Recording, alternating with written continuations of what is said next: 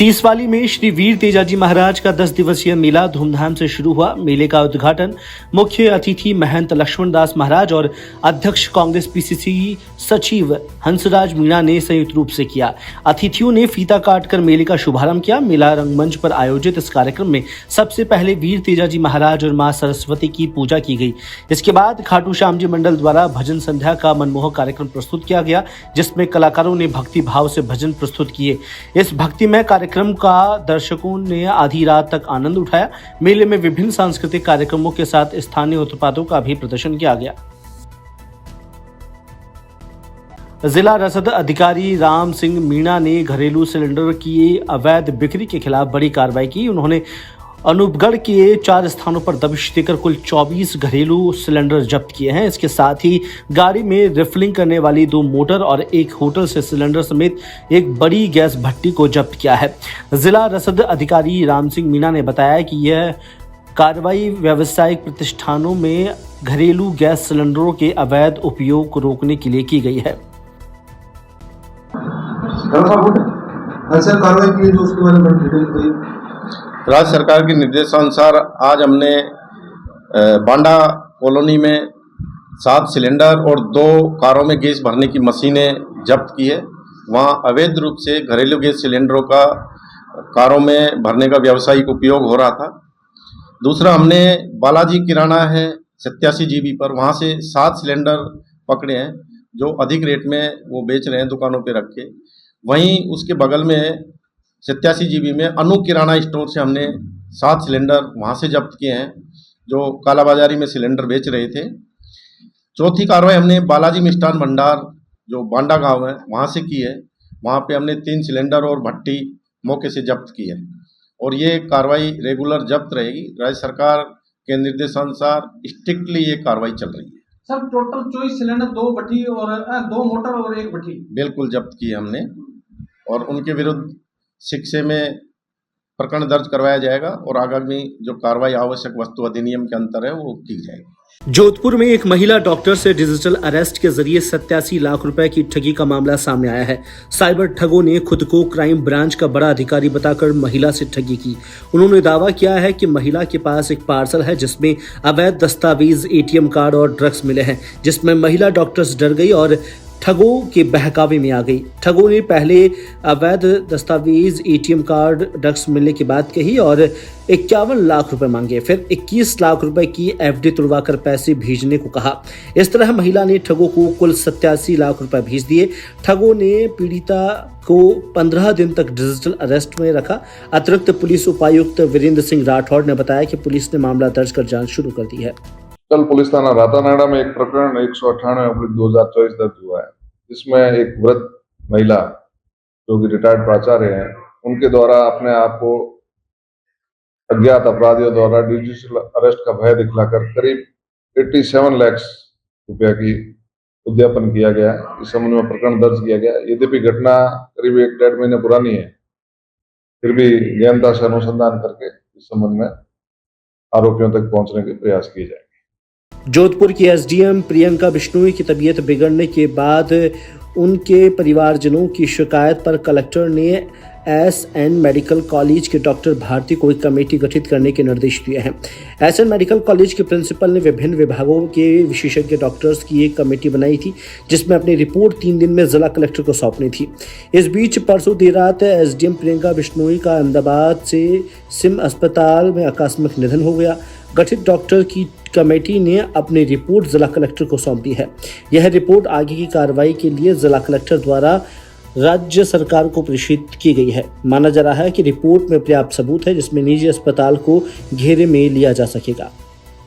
श्रीमती प्रियंका बिश्नोई जी का जो एक निजी अस्पताल के अंदर इलाज हुआ था, उसके संदर्भ में हमारे को उनके परिजनों से एक शिकायत प्राप्त हुई थी और उसके बाद में जो एसएन मेडिकल कॉलेज की प्रिंसिपल है, उनको यहाँ से हमने लिखा था कि वो एक विशेषज्ञ चिकित्सकों की जांच कमेटी बनाए, जो कि उस अस्पताल के अंदर जो उनका इलाज हुआ, किन सर्कमस्टेंसेस में, और उन सारी चीज़ों की जांच करके अपनी रिपोर्ट देवे। इसके क्रम में कल हमारे को ये रिपोर्ट प्राप्त हुई है। रिपोर्ट की जो इंट्रिकेट डिटेल्स हैं, देखो वो तो मैं आपको नहीं बता पाऊंगा क्योंकि इसमें पेशेंट की निष्ठा और फर्दर जो इन्वेस्टिगेशन होता है उसको ऑनगोइंग है। किंतु इस रिपोर्ट के अंदर जो भी बातें आई हैं उसके ऊपर फिर फर्दर कार्रवाई के लिए फर्दर जो एक्शन होना है उसके लिए हमने ये राज्य सरकार को लिखा है और इसमें पूर्ण तरीके से निष्पक्ष तरीके से प्रभावी कार्रवाई की जाए। केंद्र सरकार की स्वच्छता ही सेवा 2024 पखवाड़े के तहत नगर परिषद और विभिन्न सामाजिक संस्थानों द्वारा स्वच्छता कार्यक्रम चलाए जा रहे हैं। इस पहल में सीमा सुरक्षा बल यानी बीएसएफ भी सक्रिय भूमिका निभा रहा है। बीएसएफ की 23वीं बटालियन ने अनूपगढ़ रेलवे स्टेशन परिसर को साफ सफाई अभियान चलाकर कचरा मुक्त बनाया है और कमांडेंट गुरुराज के नेतृत्व में लगभग 100 जवानों ने भाग लिया। जवानों ने रेलवे स्टेशन परिसर के आसपास और रेलवे लाइनों के किनारे फैले कचरे को साफ किया है। इस प्रकार से अनूपगढ़ रेलवे स्टेशन का परिसर स्वच्छ और कचरा मुक्त किया गया है।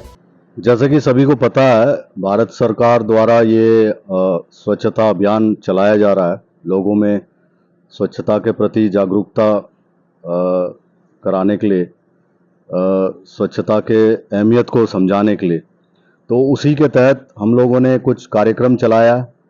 अभी तक कई सारे कार्यक्रम हो चुके हैं, जैसे कि वृक्षारोपण, साइकिल रैली, और हमने अनूपगढ़ शहर में साइकिल रैली किया है ताकि लोगों में इसके स्वच्छता के प्रति जागरूकता पैदा हो।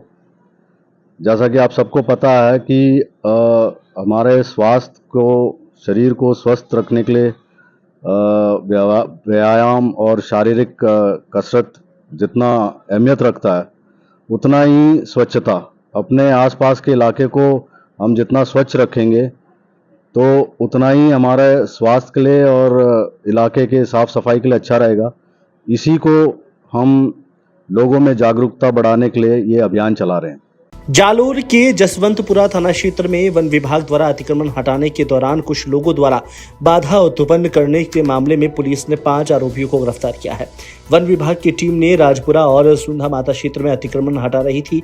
इस दौरान कुल 5 आरोपियों से काम में बाधा डाली थी। अतिक्रमण हटाने पर वन विभाग ने थाने में राजकार्य में बाधा मामला दर्ज कराया था, जिस पर पुलिस ने प्रकरण संख्या 79 में BNS की धारा 132, 221, 126 और 127 के अंतर्गत 5 लोगों को गिरफ्तार किया है। राजस्थान के चूरू में एक महिला के साथ अवमाननीय व्यवहार का मामला सामने आया, जिसमें महिला के ससुर ने दहेज की मांग रखते हुए मारपीट की और अर्धनग्न अवस्था में घर से बाहर निकाल दिया। पीड़िता अपने मासूम बच्चे के साथ सड़क पर रोती रही, लेकिन लोग महिला की मदद करने के बजाय वीडियो बनाते रहे। ये घटना 15 सितंबर को सदर थाना इलाके में हुई, जिसका वीडियो अब सामने आया है। सदर थाना पुलिस ने महिला की शिकायत पर विभिन्न धाराओं में मामला दर्ज कर जांच शुरू कर दी है। महिला ने पहले भी 16 मई 2023 को दहेज प्रताड़ना के खिलाफ भादरा पुलिस थाने में शिकायत दर्ज कराई थी और अभी कोर्ट में लंबित है। महिला का आरोप है कि उसके ससुर के खिलाफ मामला दर्ज करने के बावजूद पुलिस ने अब तक गिरफ्तारी की कोई कार्रवाई नहीं की है। श्रीमाधोपुर डिपो का आज 2 नई बसों की सौगात मिली है। यूडीएच मंत्री झावर सिंह खर्रा के प्रतिनिधि अजय सिंह खर्रा ने बसों को मुख्य बस स्टैंड पर सुबह करीब 10 बजे हरी झंडी दिखाकर श्रीमाधोपुर से जाखली के लिए रवाना किया। डिपो प्रबंधक दीपक कुमावत ने बताया कि बसें BS6 टेक्नोलॉजी पर आधारित है, दिल्ली रूट पर चलेगी। उन्होंने बताया कि जल्द ही डिपो को 3 और नई बसें मिलने की उम्मीद है। बस स्टैंड पर मंत्री प्रतिनिधि का भव्य स्वागत किया गया और इस दौरान अजय सिंह खर्रा ने वैदिक मंत्रोच्चारण के साथ पूजा करके बसों का विधिवत शुभारंभ किया। इस अवसर पर उन्होंने चालक और परिचालक को माला और साफा पहनाकर शुभकामनाएं दी। NCR क्षेत्र में BS6 की सरकार की डिमांड थी सेंटर की। उस डिमांड के हिसाब से राजस्थान परिवहन निगम ने श्रीमाधोपुर आगार को भी 2 नई राजस्थान रोडवेज की BS6 बसें प्रोवाइड कराई थी, जिसका उद्घाटन आज हरिद्वार की वाहनों के ऊपर किया गया है, जिनकी शुरुआत सुबह 9:45 पर श्रीमाधोपुर से जाखली और 2:45 पर जाखली से चलकर हरिद्वार के लिए प्रस्थान करेगी। श्रीमाधोपुर आधार में जो BS6 की नई गाड़ियाँ आई हैं और BS6 की पहले के बटन में बीच एरिया लगे हुए हैं और ये जो है सरकार की डिमांड थी कि उसमें BS6 की गाड़ियाँ जो दिल्ली में चले और दिल्ली के लिए जो है गाड़ियाँ जो है आई गई है, तो हरिद्वार के लिए शुभारंभ किया है। त्योहारों के मद्देनजर पुलिस मुख्यालय के निर्देशानुसार झालावाड़ पुलिस ने जिले भर में एरिया डोमिनेशन अभियान चलाए रखा है। इस अभियान में 27 थानों की पुलिस सक्रिय रूप में शामिल है। इस अभियान में 300 से अधिक पुलिसकर्मी भाग ले रहे हैं। अतिरिक्त पुलिस अधीक्षक चिरंजीव लाल मीणा ने बताया कि इस अभियान का उद्देश्य हिस्ट्रीसिस्टर्स, मादक पदार्थ तस्करों और अन्य अपराधियों पर नजर रखना है, अपराधों पर अंकुश लगाना है। पुलिस टीमें हिस्ट्रीसिस्टर्स को घरों से दबिश देकर पकड़ रही है और संदिग्ध गतिविधियों पर नजर रखी हुई है। अभियान शुरू होने के बाद दोपहर 12 बजे तक 40 से अधिक लोगों को हिरासत में लिया गया। पुलिस ने इन लोगों के खिलाफ उचित धाराओं में मुकदमा दर्ज किया है। यह अभियान देर शाम तक जारी रहेगा। सर, सुबह से में छापेमार कार्रवाई की जा रही है, किस तरह से अपराधियों को पकड़ने की कोशिश? आज झालावाड़ जिले में 27 थानाधिकारी एरिया डोमिनेशन की कार्रवाई कर रहे हैं। इसमें जो हिस्ट्री सीटर्स है, जिनके खिलाफ NDPS के पुराने प्रकरण दर्ज हो रखे हैं, बाहर चेक करने के खिलाफ मुकदमे दर्ज होते हैं, उनके घरों पर सर्च जाकर के तलाश की जा रही है और कोई भी संदिग्ध वस्तु मिले तो इफेक्टिव कार्रवाई के लिए SHO को नियोजित किया गया है। करीब हमारी 83 टीमें काम कर रही हैं। 300 के आसपास पुलिसकर्मी सभी थानों में काम कर रहे हैं और एरिया डोमिनेशन के तहत अधिक से अधिक कार्रवाई करने के लिए अभी तक कितने आरोपी? अभी तक करीब 40 के आसपास आरोपियों को डिटेक्ट किया गया है। अभियान शाम तक देर रात तक चलेगा? देर शाम तक चलेगा। डीडवाना नगर परिषद में स्वच्छ भारत मिशन के तहत स्वच्छता ही सेवा अभियान के अंतर्गत विभिन्न गतिविधियां आयोजित की गई। इस अभियान के तहत आमजन को गीले और सूखे कचरे को अलग अलग कूड़ेदान में डालने के लिए जागरूक किया जा रहा है। नगर परिषद आयुक्त झाबर सिंह ने नेतृत्व में roadways bus stand, Mahatma Gandhi अंग्रेजी माध्यमिक विद्यालय और स्ट्रीट वेंडर्स को गीले सूखे कचरे को अलग करने के फायदे बताए गए। साथ ही विद्यार्थियों को स्वच्छता के प्रति जागरूक होने के प्रेरित किया है। नगर परिषद आयुक्त ने सभी नागरिकों से अपील किया है कि गीले और सूखे कचरे को अलग अलग कूड़ेदान में डालें और प्लास्टिक के उपयोग से बचें।